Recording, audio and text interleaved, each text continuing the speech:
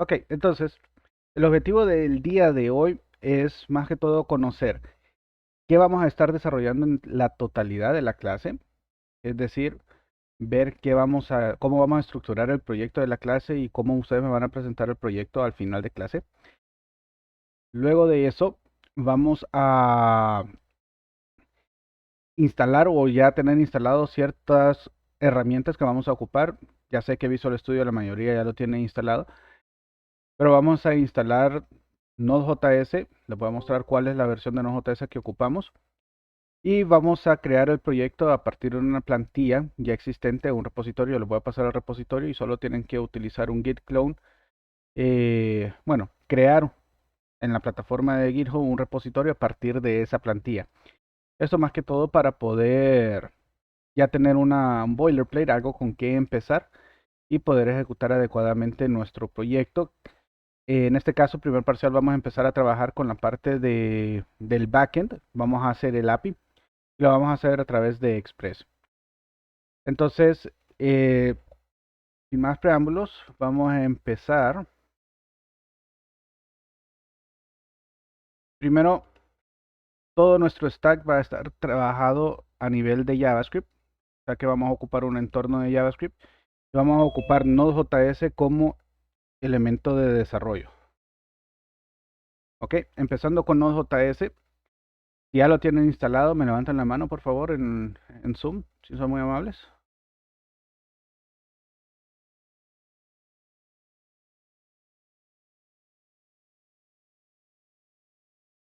Era una pregunta. Dígame. Esa es la última versión, ¿verdad? Ok, no necesariamente tiene que ser la última versión. Con tal tengo una versión arriba de la 16, estamos bien, no estamos usando elementos básicos. Lo que sí les voy a pedir es de que sea la versión LTS. Ok, ¿por qué la LTS? El current, que tiene los latest features, pueden de que esos features sí entren al final al LTS o no. Y generalmente los que no entran, que son muy bonitos, eh, pueden generar problemas o sea, pueden reventar un proyecto. Y ya me sucedió, una vez desarrollé un proyecto completo basado en un current a un cliente y a la hora de la hora el cliente dice de que por cuestiones de compliance con a saber qué, necesitaba utilizar el LTS y cuando corría el LTS en ese momento, una de las features que se estaba utilizando era propia del current y no existía en el LTS y no lo iban a meter. Entonces el proyecto fracasó, tuvimos que volverlo a rehacer desde cero y atrasos y multas y un montón de elementos que son bien feos. Entonces, desde entonces aprendí en estos elementos siempre buscamos LTS. LTS significa Long Term Support, es decir, de que esta versión va a tener soporte, actualizaciones de seguridad y mejoras por lo menos 3 años consecutivos. Y que si va a hacer un cambio a la 19, por lo menos ese 19 va a mantener todavía el soporte a la 18 por otros 3 años más. Por eso es LTS, Long Term. Entonces, de esa forma podemos asegurar que nuestro aplicativo eh, pueda funcionar sin actualizarlo por 3 años completitos. Y esos 3 años nos da el chance de estar actualizando las dependencias una y otra vez. Entonces, más que todo por eso. Entonces, usamos la última versión 18.13 LTS. Como les digo, si tienen instalado una 16 para arriba, no hay ningún problema. Con eso nos vamos. ¿Pregunta? ¿Otra adicional?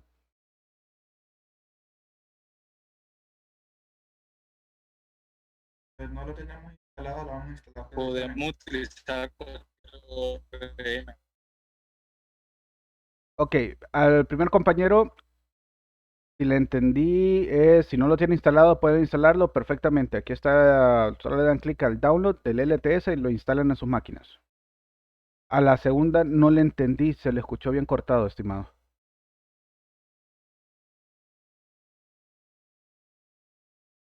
Perdón, ingeniero.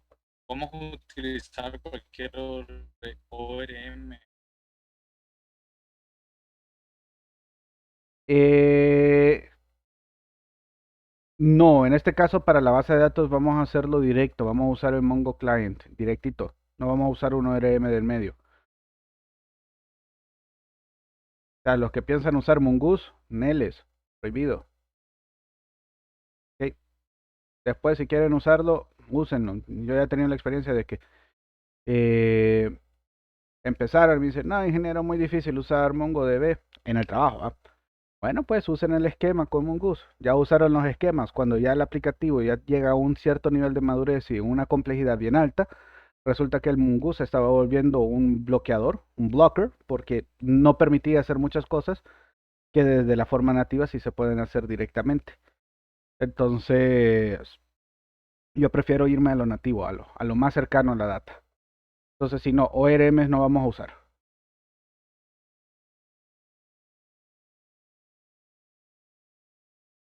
Ok, continuamos entonces. Siempre vamos a usar Visual Studio Code. Ya les mencioné que íbamos a trabajar con GitHub, entonces aquí vamos a github.com.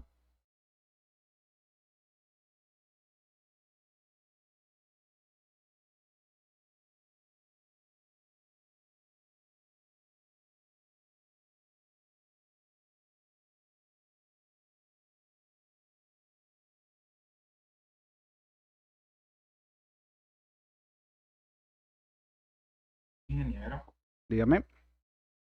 estaba viendo, pide que trabajemos con GitHub y con GitKraken, ¿cierto? Ok, GitHub es el manejador de repositorios, GitKraken es un cliente. Puede usar GitKraken, no es necesario. Estaba viendo las dos. Lo que le iba a preguntar era si la de GitKraken, la cuenta la conectábamos con GitHub para iniciar sesión. Sí, Gracias. listo.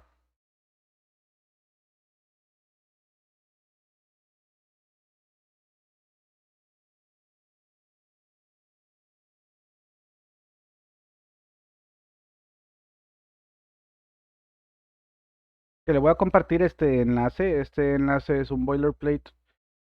Hay varios boilerplates, hay un Create Express. En este caso, este boilerplate tiene varios elementos adicionales ya configurados para trabajar con TypeScript y utilizar Express.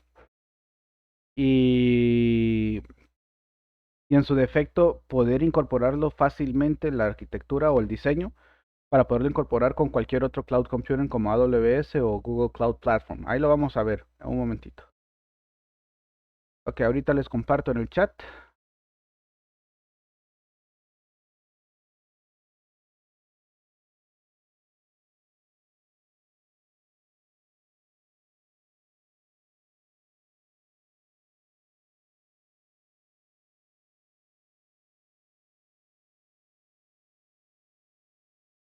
¿Lo tienen?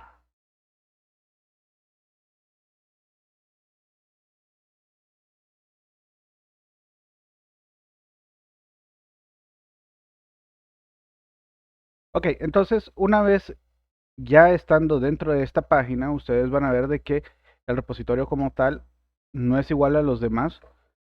Los demás dice clonar this project o clonar este proyecto. En este caso dice usar esta plantilla. Este repositorio está marcado como una plantilla, es un boilerplate para así inicializarlo. Entonces si le dan clic a use this boilerplate, a use this template,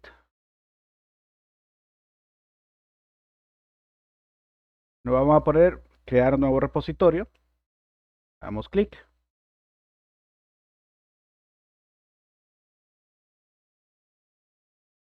Y vamos a crear nuestro proyecto. En este periodo vamos a realizar una herramienta de análisis para, en este caso, para elementos administrativos. No sé si ustedes conocen el concepto de un análisis FODA. ¿Sí? ¿Se acuerdan de administración? Esas oportunidades, Debilidades y amenazas. Ok. Entonces vamos a hacer un simple web app, una aplicación sencilla en donde registramos nuestro usuario. La premisa es de que cada usuario pertenece a una entidad. Vamos a crear empresas, o sea, nosotros como consultores vamos a poderle brindar y asociar análisis FODAs a cada empresa y darlo como un ejercicio, es decir, no solamente un solo análisis, sino que creo la empresa, registro la empresa por defecto, una por default, y luego puedo agregar varios para tener diferentes y darle consultorías a diferentes empresas. Y en cada empresa yo puedo decir consultoría tal o análisis FODA de proceso X o análisis FODA de proceso Y, segmentarlos y al entrar a cada uno de esos análisis FODAs tener segmentado todas las observaciones o las entradas para poder realizar ese análisis FODA. Si lo hacemos adecuadamente, podemos llegar a ese análisis FODA, ponderar cada uno de los elementos y hacer una comparativa para darle un score, un puntaje y decirle, este análisis resultó en que tenemos oportunidades para realizar X o Y acciones.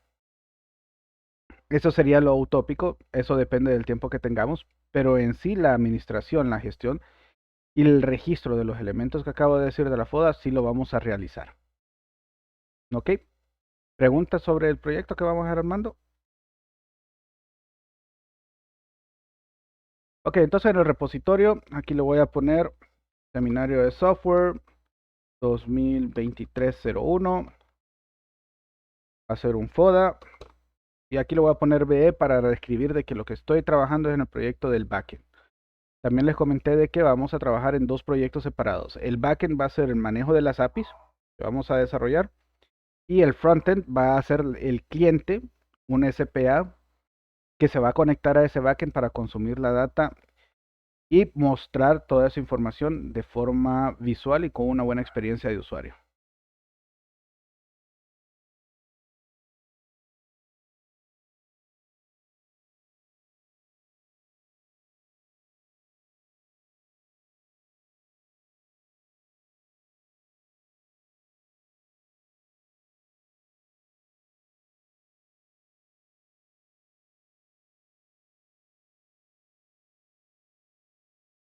Ok, público, y le damos al repositorio. Nosotros lo tenemos que crear también. Correcto, cada quien va a tener su versión y va a ir poco a poco.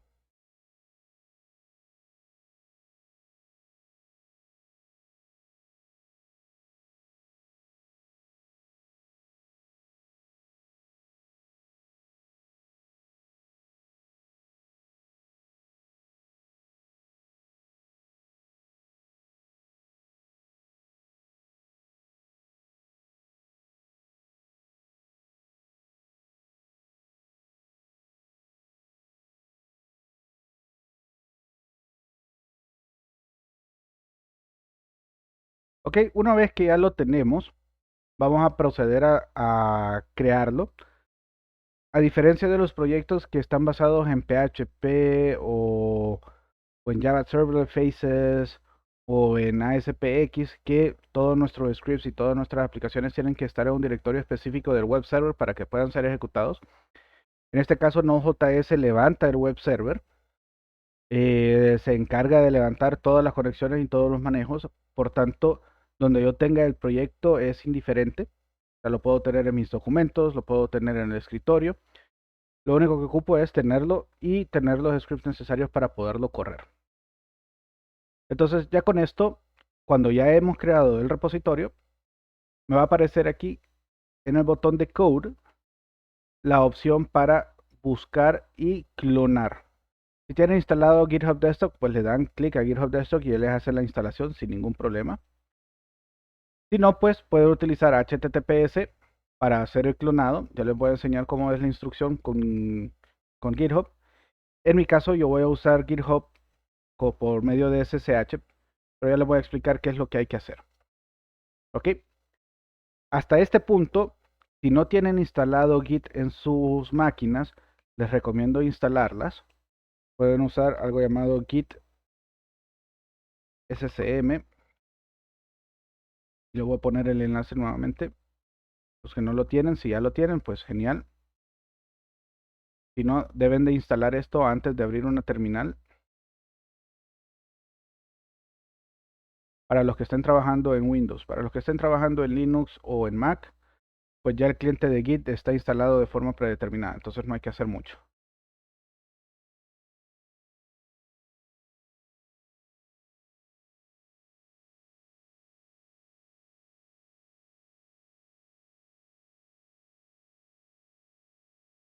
Tiene una consulta. Dígame. Lo mismo el Git TMD que ese que Ok, este Git CSM instala el Git command.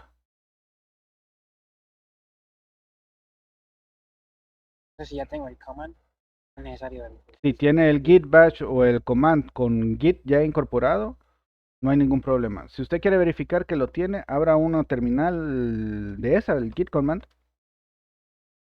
Déjenme abrir mi terminal.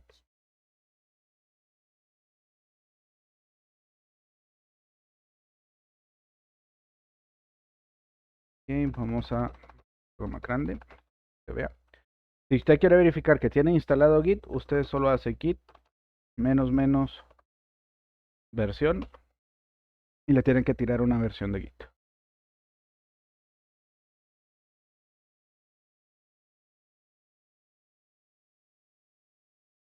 eso.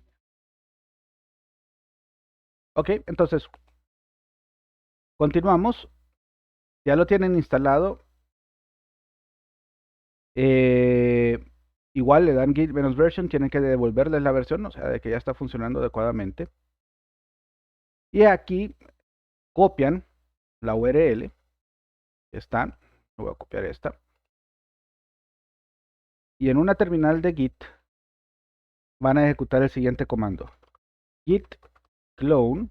Bueno, van a ubicarse en donde lo van a querer. Aquí, déjenme entrar a mi carpeta correspondientes.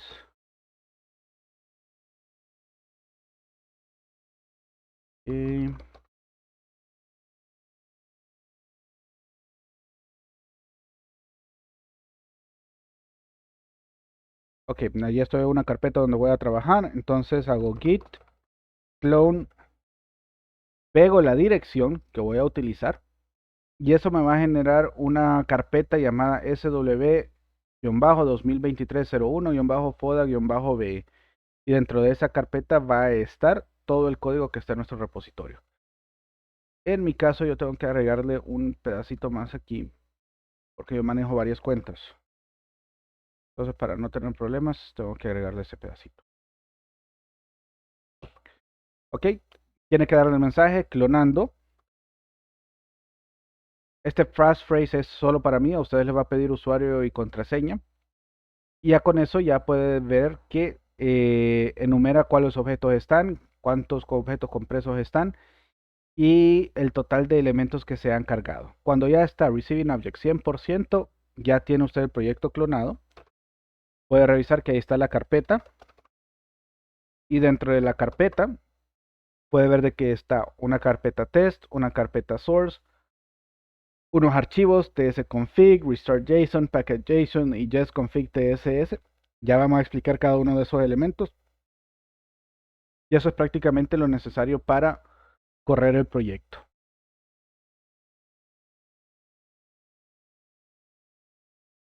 ¿Pregunta?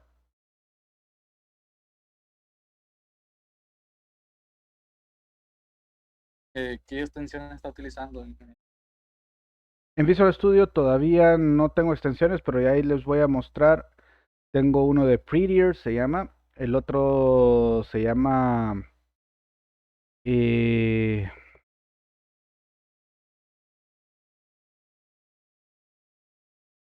bueno, creo que el más que uso es el Prettier. Y ahí los otros son Errorlens. Ahí cuando abra Visual Studio lo vamos a ver. Les voy a mostrar, voy a abrirles todas mis extensiones para que los puedan ver cuáles son las extensiones que vamos a ocupar. Que yo uso, que me facilitan bastante el trabajo.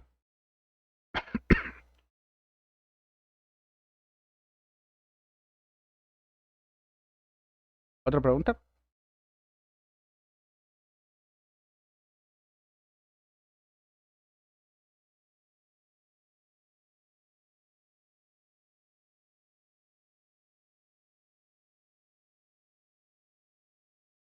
Cuando clonó la plantilla, la clonó la rama, ¿verdad? Sin las ramas, correcto.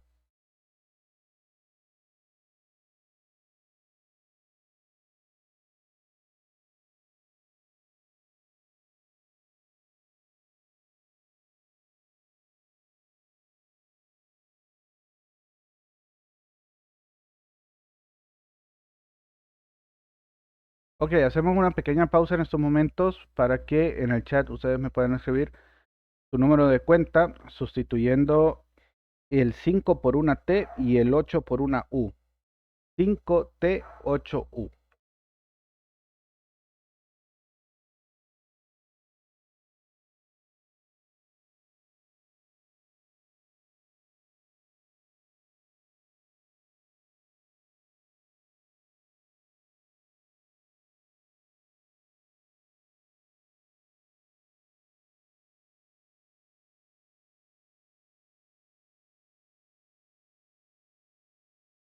Ok, por mientras vamos a darle chance a Visual Studio que cargue el proyecto.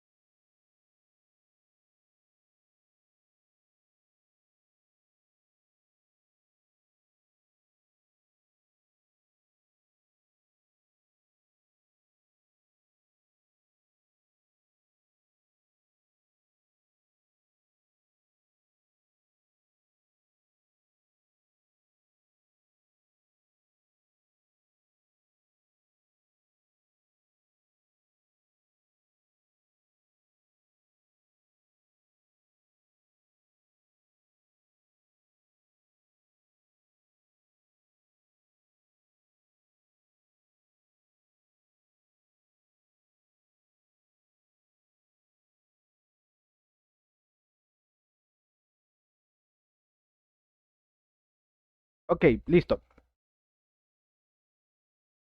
Entonces,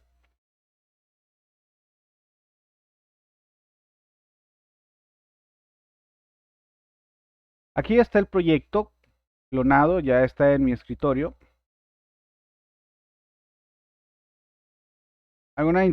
Cosas interesantes aquí es que tenemos una carpeta de test. Esto de test es simplemente son archivos que trabajan con un esquema para realizar pruebas unitarias. Hoy en día el mercado está solicitando bastante tener un assurance of quality, es decir, asegurar bastante la calidad del código, y de las mejores formas en que usted puede comprobar que el código no va a impactar de forma negativa sus cambios en otros desarrollos o en otro trabajo de otros desarrolladores, que las pruebas unitarias todas pasen. Pero eso hay que tener constancia y trabajo. No lo vamos a ver de lleno en la clase. Se los menciono porque sí está preparado el proyecto para crear y correr las pruebas unitarias de todas las unidades lógicas que se puedan desarrollar. La siguiente carpeta es un dev container. Este dev container es algo propio de Visual Studio que estamos aprovechando. Ahorita les pedí que instalaran en su máquina Node.js, pero en el caso de que ustedes no tengan permiso de poder hacer esas instalaciones o están en un ambiente en donde tienen proyectos con una versión de Node.js y después les toca trabajar con otro proyecto legacy y esa utiliza otra versión de Node.js y es necesario tener esa versión porque si no, no funciona. Estar desinstalando e instalando Node.js puede generar problemas. Entonces, Visual Studio llegó con una solución en donde utilizando este dev container y teniendo instalado en la máquina un Docker desktop, o sea, un contenizador, una máquina virtualizadora, me permite decirle, ¿sabes qué? Si tenés este archivo configurado, voy a crear una imagen y de esa imagen instalar todas las dependencias de desarrollo que pide establecido en esa imagen, y ahí vas a poder desarrollar en el ambiente específico para ese proyecto. Entonces eso permite de que, por ejemplo, yo ahorita estoy trabajando en una Mac y ustedes quieren probarlo exactamente en mi mismo ambiente, yo voy a estar trabajando en el contenedor de Docker y ustedes igual. Y ese contenedor de Docker va a tener exactamente las mismas configuraciones y eso permite estandarizar el desarrollo entre todos. Entonces es algo muy bueno.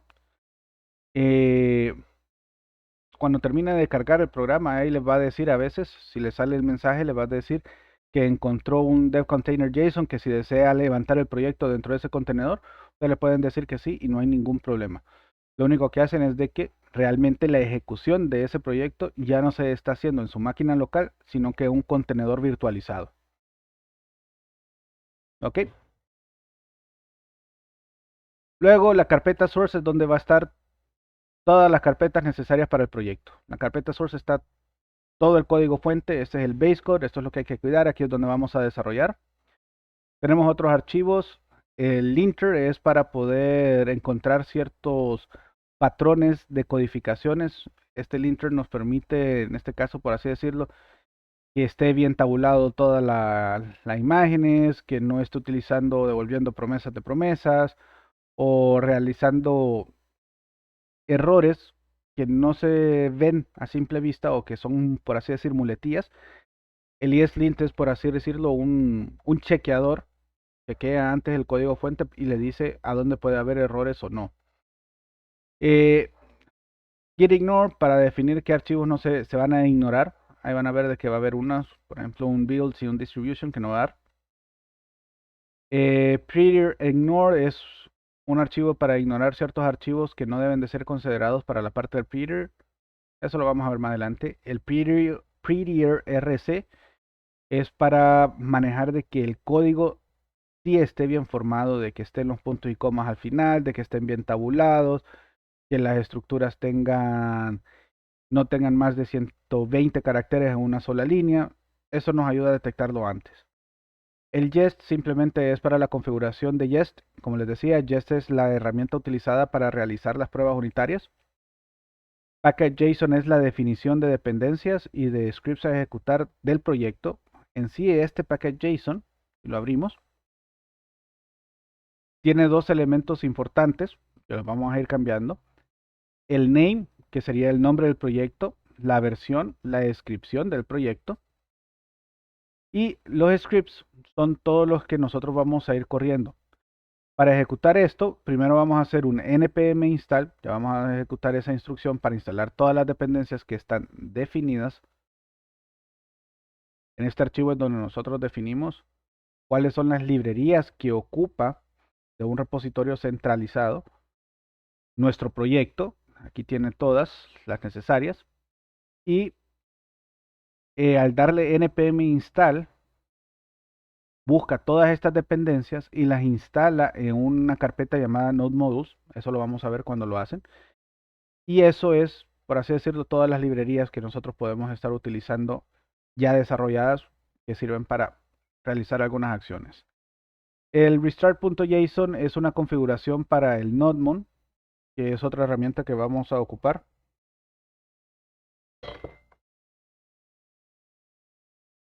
Oh, permítame un segundo.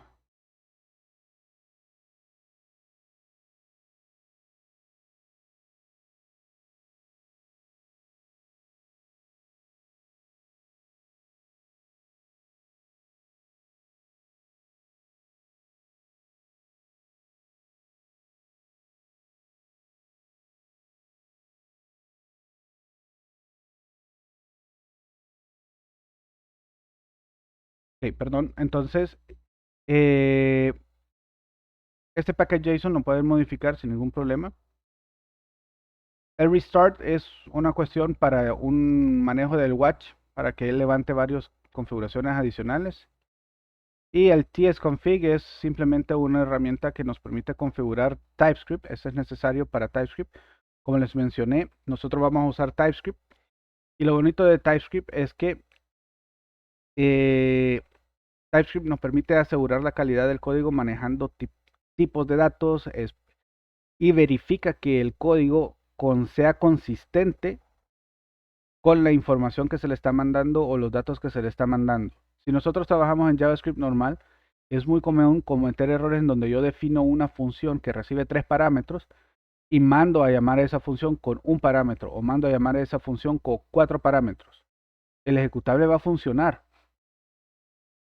Y ese error lo voy a detectar hasta que ya esté corriendo el programa y de alguna forma truene. Pero inicialmente no se detecta ese tipo de error. Con TypeScript hace esa verificación. Y si yo estoy mandando a llamar esa función con parámetros que no están definidos, de un solo TypeScript me va a decir, hey, aquí hay un error, no continuamos, corrige eso antes de que te truene en tiempo real, en la ejecución del programa. Entonces, más que todo, por eso es que usamos TypeScript y eso va a ser lo bonito. ¿Cómo funciona todo ese ciclo? Voy a crear una carpeta docs en donde vamos a ir armando la documentación.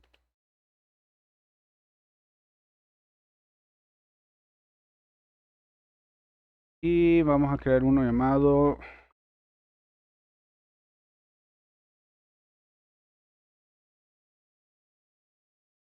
un archivo un Draw.io. Es una extensión de una herramienta para diagramas en línea. No sé si lo han usado, Draw.io. Muy bueno. Visual Studio tiene un plugin para poder levantar esos diagramas y poderlos editar inside dentro del mismo Studio. Entonces ha sido fabuloso.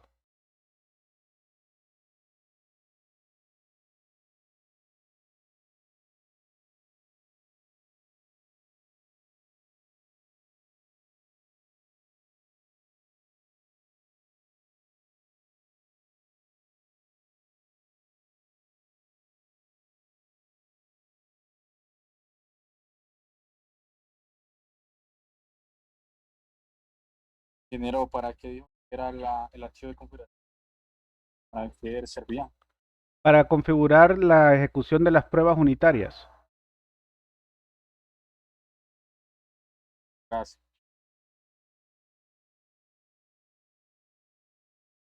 Sí, más que todo para eso, para la configuración de las pruebas unitarias, de cómo va a manejar, dónde va a encontrar los datos,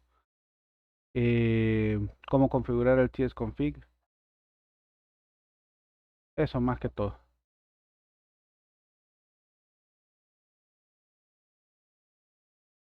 Ok, entonces, ¿qué es lo que hace TypeScript como tal?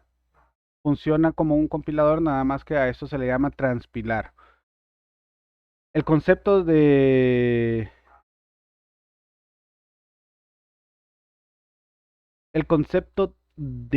transpilar no es algo propio de TypeScript, no es algo nuevo.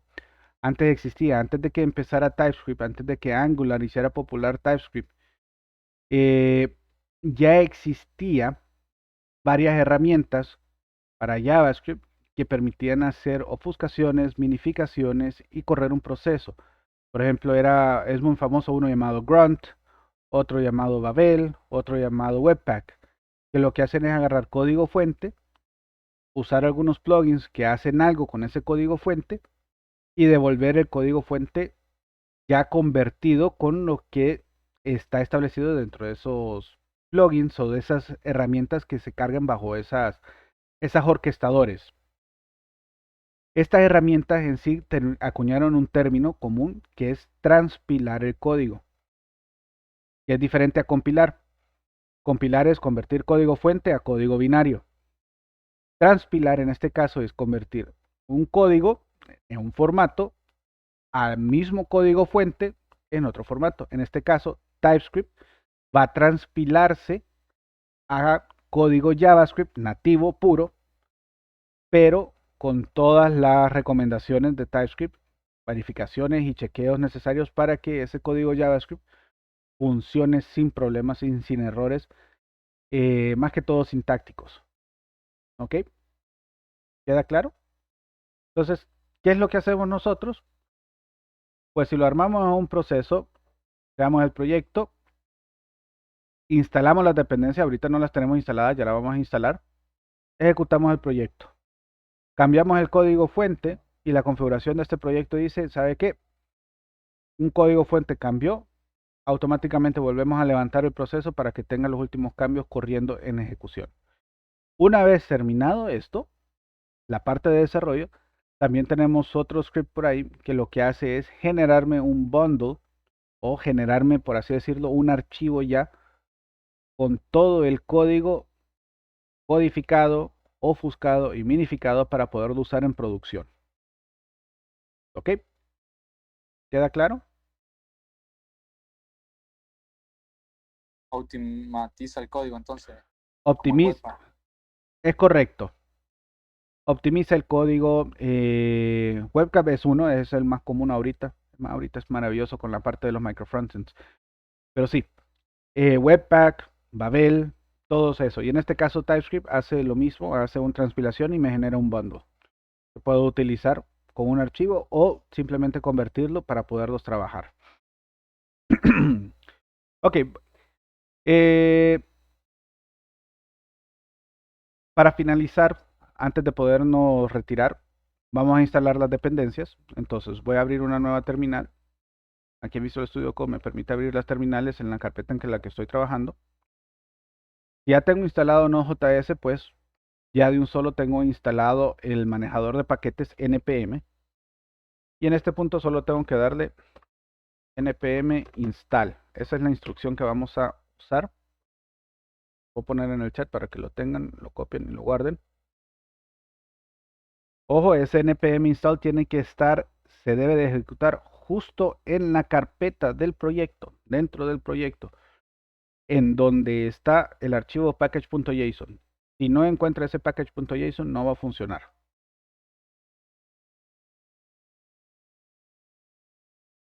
En algunos sistemas operativos hay otro manejador de paquetes que también es posible usar.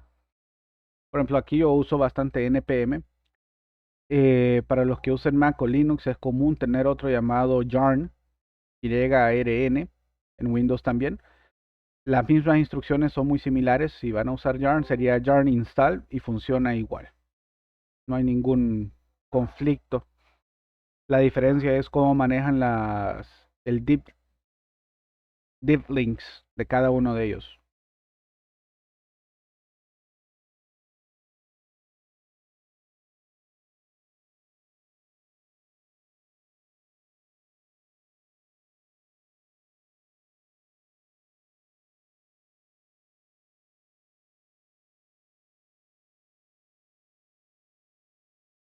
Ok, en esas extensiones de Visual Studio, yo ya tengo instalado son de Microsoft.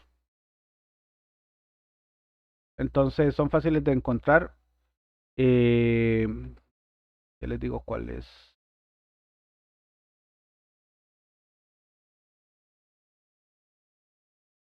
Aquí está, Dev Containers.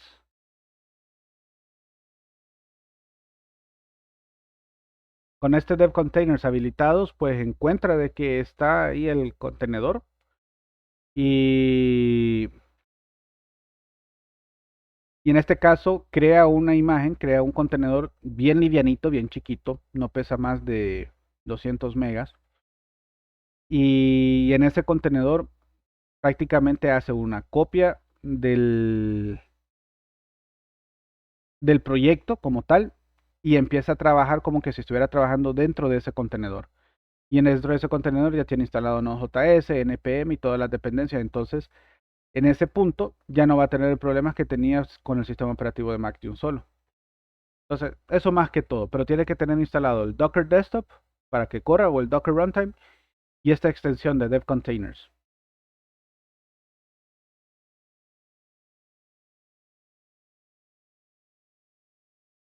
¿Otra consulta?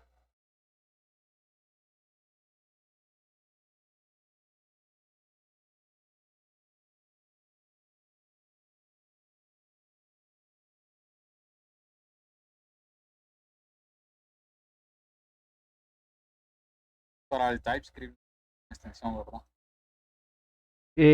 No. En este caso es el linter, el ESLint. De las extensiones que yo sí uso bastante, uso este ErrorLens, bastante.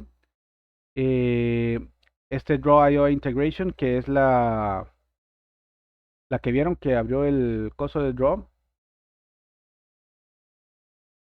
Para React yo uso Handlebars.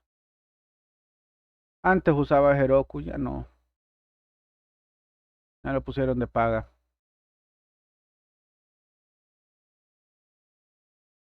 Pero está otro que es la ICTL también. Sí, ahí vamos, estamos evaluando a ver cuál vamos a trabajar. Y ahí tengo otros para otros tipos de lenguajes, de otras clases y de otros proyectos. Tengo de PHP, para Java. Esto lo podemos usar, el React Redux, pero ya este está desactualizado. Con la nueva versión de Redux ya no es lo mismo.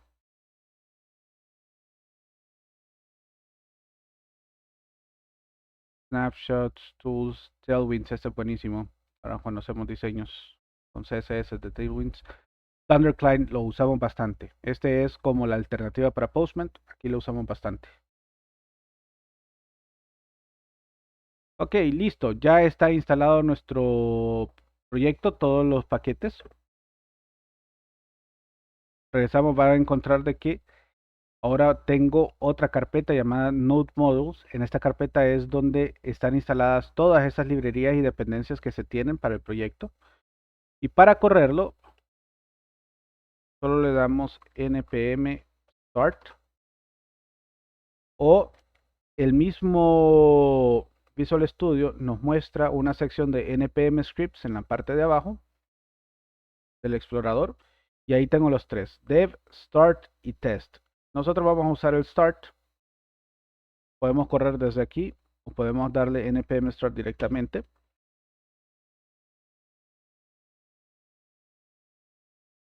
Y este va a ejecutar lo que está ahorita en el código fuente. Mañana vamos a entrar y a empezar a hacer por lo menos el primer API.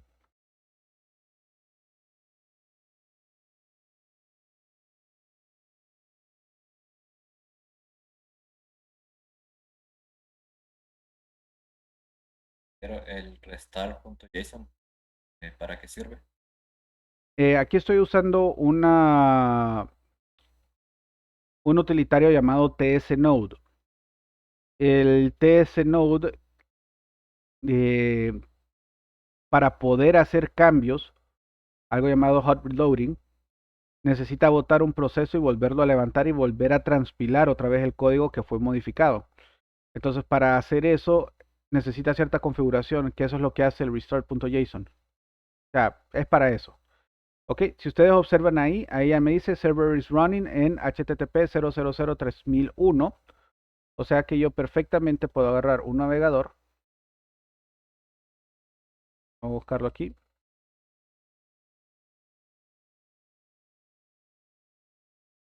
Puedo darle HTTP, dos puntos, pleca pleca, localhost, dos puntos, 3001, pleca o normal, y me debe de dar una respuesta, o por lo menos debo de ver de que existe la información de que el servidor está corriendo. Y vamos a ver qué me devuelve. Hola mundo. Bien trillado, pero funcional. Y ya tenemos un web server que responde, en este caso, a los APIs que vamos a ir desarrollando. Ok, con esto terminamos el día de hoy. Va a haber una actividad en Moodle